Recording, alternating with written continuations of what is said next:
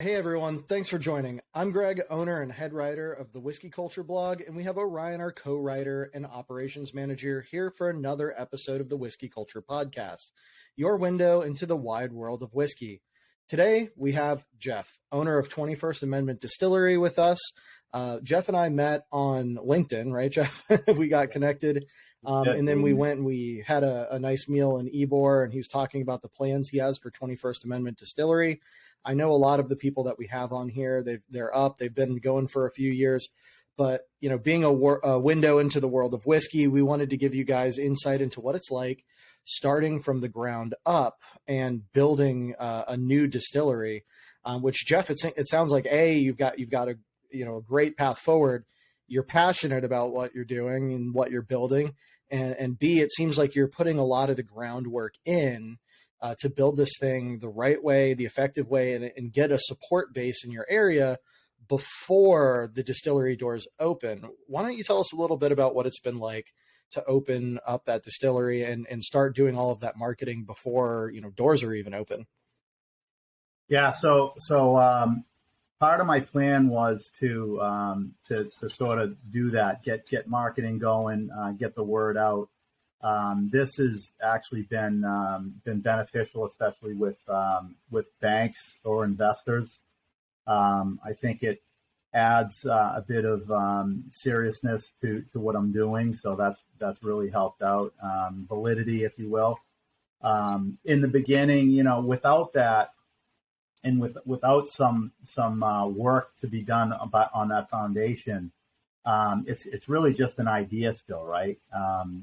So what I've tried to do is bring that concept, that idea to action, and show bankers, investors, the community that I'm already investing. And what I've done so far is really all self-funded. Now, it's if you're just getting started out, it is important, to have some income ready to go, and that's been beneficial because I still do have a job, where I'm able to spend a lot of time on the distillery, fortunately. So that's been critical.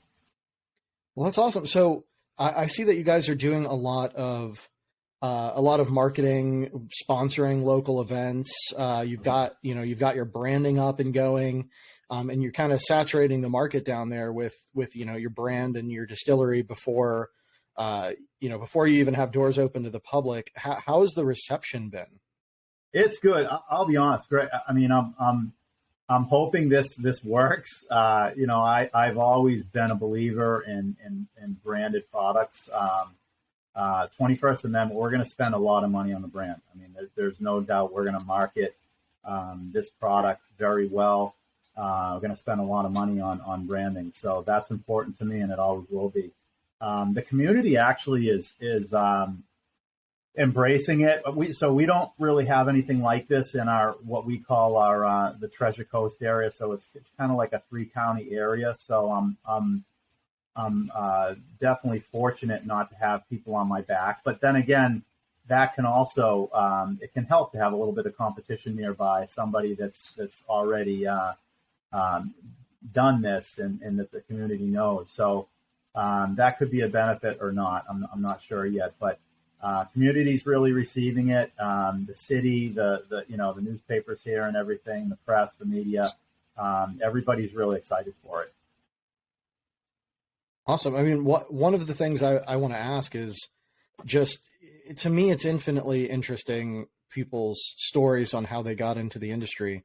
What made you want to put together a distillery? I mean, it's not an easy thing to get into. There's a lot of barriers and it's tough work.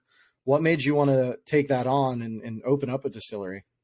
Yeah, my wife's ready to kill me. I'll tell you, I think, so make a long story short, it all started with bourbon really for me.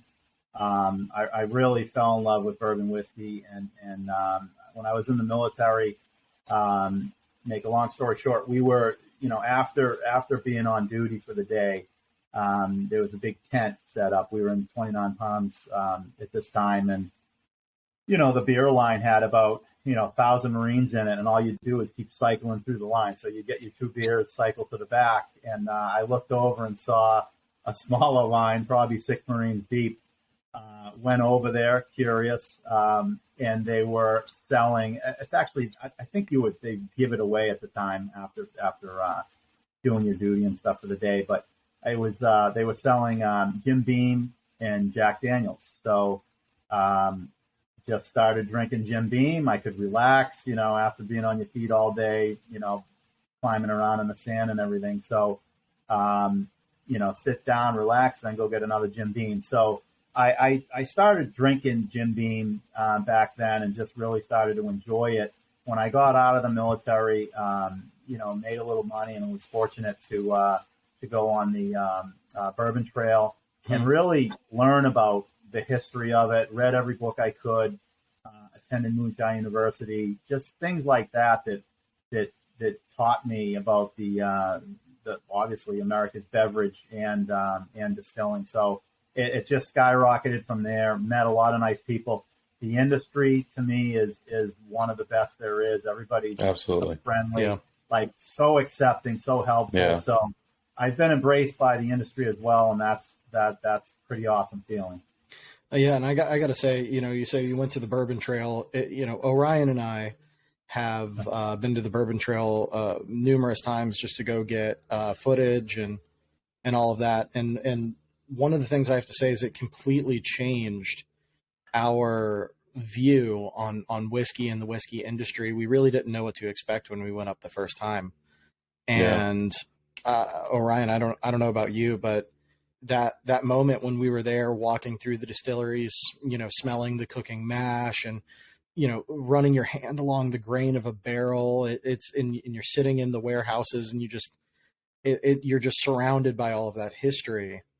It completely, that's what sparked the desire to do whiskey culture and, go around and pick up those stories and dive into that history full time for us. That Bourbon Trail was what kind of lit that fire for us. Yeah. Yeah. I think that's like a lot of things when you're interested in something and then you go see how it's made and how it's done, you just are infinitely more prone to go into that lifestyle, into that culture and really dive in. And being as bourbon such a great community, that makes it that much easier. Totally agree. And guys, what I want to really get into too is sort of bringing not just Louisville. Kentucky's a special place. We all know that, but not just Louisville, but bringing that education to like your hometown. So the three of us, and maybe all the listeners and viewers, probably take some of this for granted, but most people haven't been to a distillery. Most people don't know how the hell whiskey's made. So for me, the passion also lies in, bringing it here to Vero Beach, to my community, and passing that along, and how, in particular bourbon, what it's done for this country, and just the process and all of that, how special it is. So you really want to be kind of a slice of the Bourbon Trail, or a slice of that down here. Yeah, a little bit, just bring it home a little bit, bring that, just educate people. And I think there's, breweries 30 years ago, there wasn't a brewery in every town. Now there's 3 in most towns in America.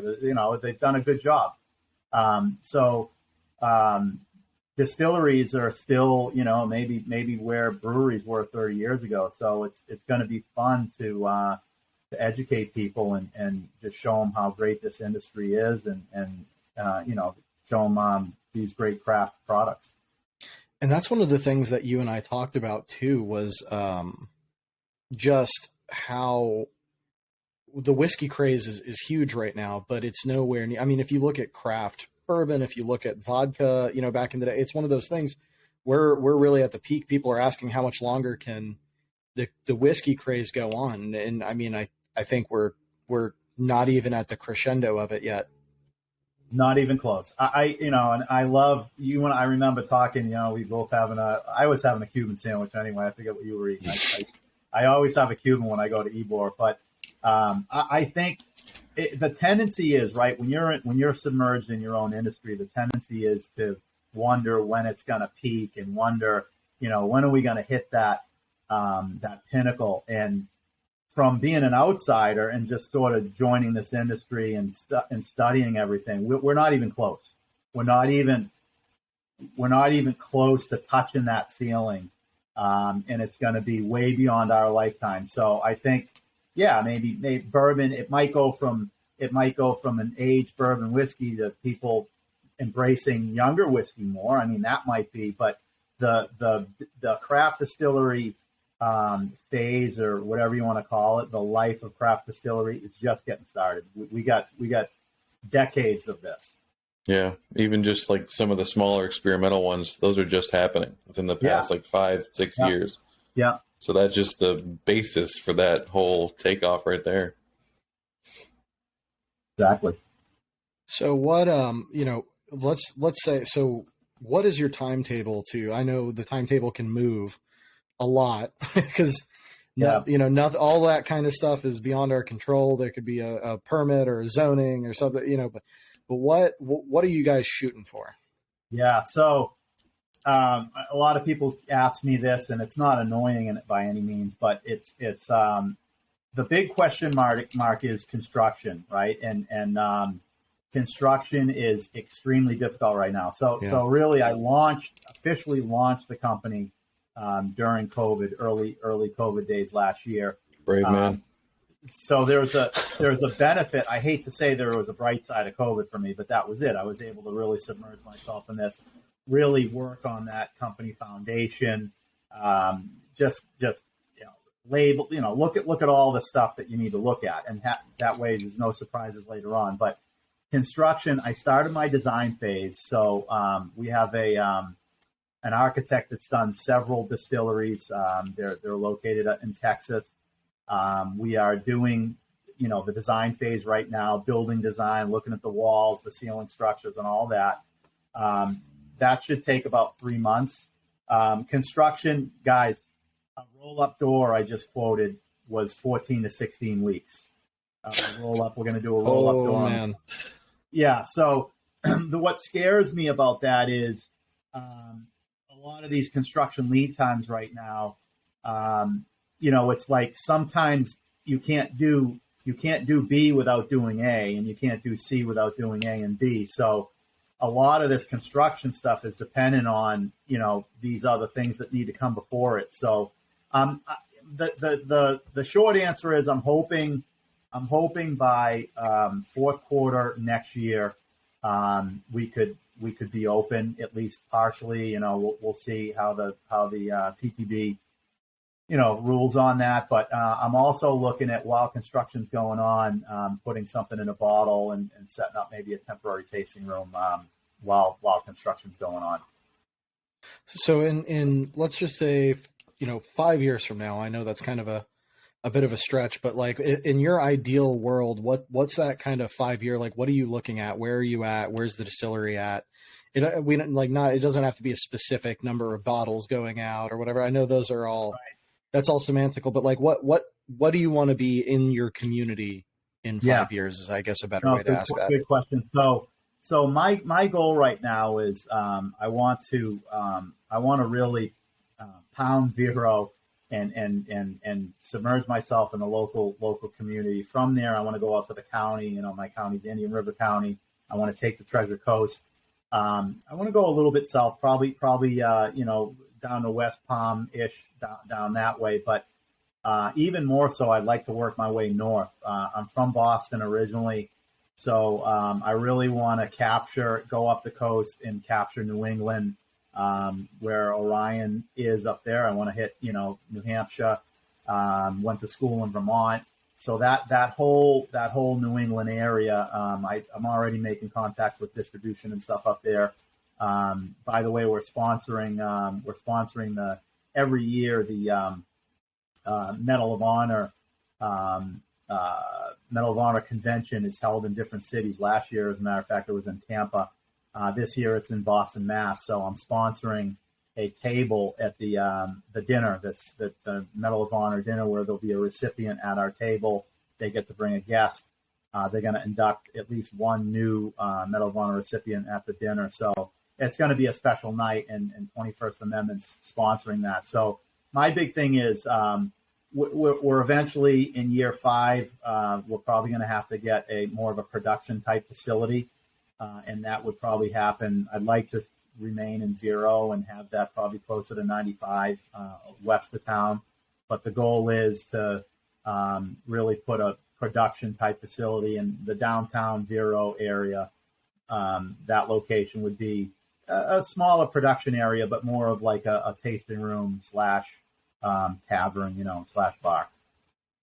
Well, that's awesome. I like that your 5-year plans and everything that you've been talking about have been centered on community and giving back and, sponsoring, even sponsoring veteran events, which, that's a very big thing for me. A lot of my family members were service members, and, the service members for our country, they give up a lot to keep us safe. And so to hear you want to sponsor that is really cool. And just hearing you talk about wanting to continue to make an impact and grow in your local zone. You keep talking about how you want to become integral to Vero. And it's just really cool to hear that you're so community minded and giving back focused. It's just, it's nice to hear that the way that you're approaching this and the way that you're looking at this has the community in mind from day 1 all the way through year 5. That's been a consistent theme every time you and I have talked is how are we impacting the community? How are we being there for the community? And how are we bettering our community? So I just think that's really cool. Yeah. Thank you. When you think about it, I've been in work for large corporations since I got out of the Marine Corps. So I personally I've always been involved. You run the local 5K, and you support your community that way and stuff. But being with a large corporation and traveling a lot, I've never really got to do that. So honestly, in my eyes, the distillery is a fun venture and it's awesome. But for me, you hit the nail on the head. It's more of a vehicle. It really is. For me, it's more of a vehicle to get some of these other things done. And serve on a board that is doing like a veterans event or something like that, or they're building a park for disabled kids. I mean, that's the stuff that really is so much more important than what we're doing on a smaller level. So this is the distillery. 21st Amendment is just a vehicle to get all these things done and just really improve the community in general. Awesome. Well, we are going to check back in with you here monthly just to see where you're at so that you can be a resource to our listeners to see really what it takes. I know a lot of people that I talk to in the whiskey community, they're like, well, really, how hard is it to start a distillery? What do you have to do? And the answer is very hard, but a lot of people, they don't quite understand everything that goes into it. So we'd love to check back with you in a month or so and kind of keep up with you and see what the pain points are, what's going well, and just see the progress that's coming along with the distillery, which I think is really cool. We haven't had the opportunity to really follow somebody along from most of the people we talk to already have established distilleries, even if it's just 2 or 3 years. So to be with somebody from the ground up is really, really cool. Well, thank you. And thank you guys for inviting me on the show. And I'd be honored to chat with you guys whenever you'd like and share some of these things I'm going through and working harder than I ever have, but really loving it. Awesome. I appreciate you coming on. Thank you. Definitely. Thank you. So guys, keep an eye out for 21st Amendment Distillery in Vero. They're going to be, they're up and coming. They're doing a lot of stuff out there now, but keep an eye on both whiskey culture and their socials and their stuff so that you can see the progress, and it'll be a really cool way for you to follow somebody from the ground up building a craft distillery. It's something that we don't get to see very often. But I'd like to thank everyone again for joining us here at the Whiskey Culture Podcast, where we talk about all things whiskey. Don't forget to subscribe to our newsletter. You can also sign up for free at whiskeyculture.com. And you can also sign up for our new Barrel Club for your shot at early access to our content and our barrel picks. Please follow us on Instagram, Facebook, TikTok, and YouTube, and we'll see you all next time. Thank you, Jeff, again for being with us. Thank you, guys. Cheers. Appreciate it.